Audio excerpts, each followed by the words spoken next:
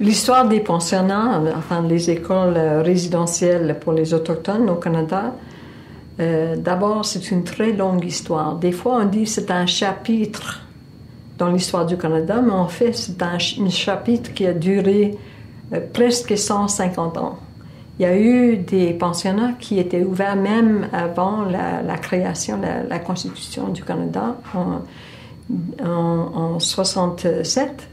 Et puis, ça a duré jusqu'aux années 96 dans le nord, dans le Grand Nord du Canada et aussi dans la Saskatchewan.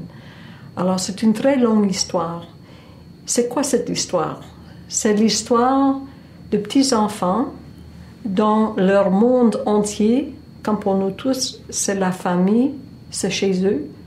Un bon jour qu'on vient les prendre, les amener loin de chez eux, à forcer à apprendre d'autres langues, soit l'anglais, soit le français, et à devenir chrétiens, qu'ils le veulent ou non, que leurs parents le veulent ou non, et qu'ils soient obligés de rester là, même sans avoir accès à parler à leurs frères et sœurs, souvent, et puis d'être là, souvent sans nom. On leur donnait des numéros, des chiffres à la place des noms donnés par leur famille. Et puis les laisser là pendant des mois, des fois des années à la fois. Alors ça fait qu'il y a toute une génération, enfin des générations de jeunes autochtones qui finissent par retourner chez eux sans vraiment savoir qui est-ce que je suis. Est-ce qu'on m'accepte chez moi? Est-ce qu'on m'accepte dans la société générale? Qui je suis? Et puis, entre-temps, d'apprendre que tout ce qu'on connaissait, tout ce qu'on aimait, c'est pas valable. C'est des sauvages, c'est des athées, c'est des petits sauvages, c'est quelque chose qu'on les nommait très, très, très souvent.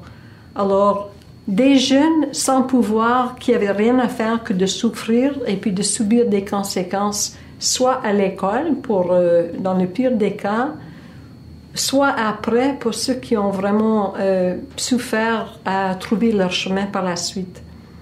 Beaucoup qui ont transmis des abus souvent qu'ils ont vécu, soit sur le plan physique, soit sur le plan sexuel, qui ont transféré ça à les leurs après. Alors, mais c'est l'histoire aussi du courage. De petits enfants qui deviennent adultes, puis un bon jour trouvent que maintenant j'ai une voix, surtout dans les dernières décennies du Canada, à partir des années 60, où pour une bonne fois, les Autochtones finalement avaient le droit de voter, de s'organiser et puis de passer devant la cour qu'ils n'avaient pas avant. Alors, maintenant, de dire ce qui nous est arrivé comme petits-enfants, c'était pas juste, c'était pas correct, et il faut qu'il y ait des remèdes à tout ça. Alors, c'est une histoire de courage parce que suite à ça, il y a eu une entente, la plus grande jamais d'un recours collectif, le plus grand jamais dans l'histoire du Canada, qui comprenait là-dedans l'obligation de la création d'une commission de vérité et réconciliation. Et je trouve que c'est vraiment ça le perle, si je peux le dire, parce que c'est ça qui a donné la grande invitation, la grande possibilité pour le reste du Canada d'apprendre de l'histoire que la plupart de nous ne connaissaient pas du tout et de commencer à vraiment, pour la toute première fois, de se voir, de s'entrevoir et puis petit à petit de s'entreparler d'une autre manière. D'une manière qui est basée, pour une bonne fois, sur des faits et non pas sur des stéréotypes mal informés, mal instruits. C'était l'histoire d'une création d'une commission de vérité et réconciliation unique dans le monde.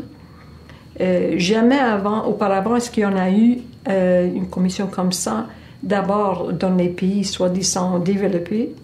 Deuxièmement, créée non pas par une politique d'un gouvernement, mais plutôt parce que ceux qui étaient dommagés ont pris parole puis ont forcé ça devant la cour. Donc, c'est ceux qui ont souffert, si on peut le dire, des victimes soi-disant, qui ont forcé qu'il y a eu cette commission-là. L'autre chose, la première fois dans l'histoire du monde qu'il y a eu une commission qui traitait justement des maux subis par des enfants, de petits-enfants.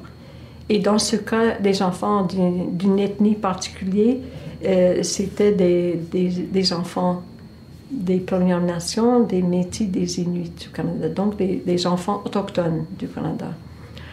On a beaucoup à apprendre de cette expérience, de cette commission, qui est vraiment, à mon avis, une belle invitation à tout Canadien de commencer, peut-être pour la toute première fois, à vraiment connaître notre pays, pour le beau et pour le pire, et puis pour dire, bon, maintenant qu'on le sait, qu'est-ce qu'on en fait de ça? C'est ça le moment qu'on vit à présent au Canada.